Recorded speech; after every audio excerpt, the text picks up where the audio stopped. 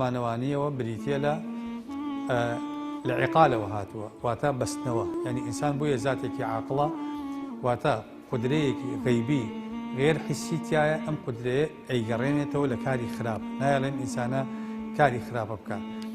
لە ڕووی ئیستیلاحیەوە مەسەلەن زانایان کە پێناسەیان کردووە هەندێک لەو بابەتانی کە پێناسەیان کردووە ببورن، نازانم بۆچی وە بەرنامەکە دەرێقا، مەسەلەن ئیمامی ڕازی و ئیبن ڕشد و ئیبن سینا و ئەمانە کە پێناسەیان کردووە ئەڵێن عەقڵ هێزێکی غەیبیە، هێزێکی مەحسوس نییە، واتە ئێمە شتێکمان نییە لە ناخی ئینسانە وەکو عەقڵ هەستپێکراو بێ، وەکو عەقڵ بینراو بێ، یا وەکو عەقڵ یەکێک لە هەستەوەرەکانی ئینسان ئاساییە دەستکاری مەکە هەستی پێ بکە، کەواتە عەقڵ هێزێکی غەیبیە.